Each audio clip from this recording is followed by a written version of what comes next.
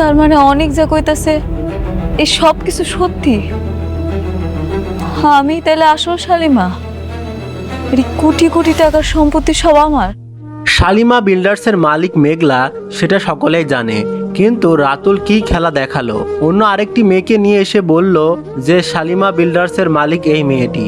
সকলে সেটা মেনে নিল আর মেঘলাকে ঘাড় ধাক্কা দিয়ে অফিস থেকে বের করে দিল। তাহলে গরিব ঘরের রাজপুত্র নাটকের পরবর্তী পর্বে কি ঘটবে, আর এই পরবর্তী 29তম পর্বটি কবে আসতে চলেছে আর কি ঘটতে চলেছে ভিউয়ার্স, এই ভিডিওর মাধ্যমে আমি আপনাদেরকে জানিয়ে দিব।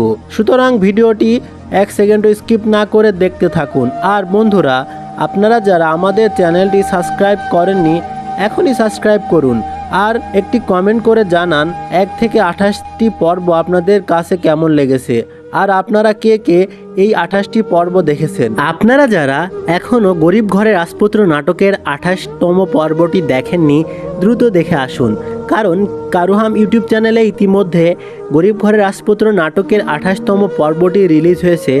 আর আপনারা সবাই অপেক্ষায় আছেন 29তম পর্বটি কবে আসতে চলেছে ভিউয়ার্স। আমি এই ভিডিওর সর্বশেষে বলে দিব আপনারা 29তম পর্বটি কবে দেখতে পারবেন, আর ভিউয়ার্স কোন চ্যানেলে আপলোড করা হবে ভিউয়ার্স এই 29তম পর্বটি আমি আপনাদেরকে জানিয়ে দিব। সেটি আপনারা আমার ইউটিউব চ্যানেলে দেখতে পারবেন, কিন্তু সেটি দেখার জন্য আমাদের চ্যানেলটি সাবস্ক্রাইব করতে হবে অবশ্যই। আর ভিউয়ার্স একটি কমেন্ট করে জানান আপনারা কোন জেলা থেকে আমাদের ভিডিওটি নিয়মিত দেখেন।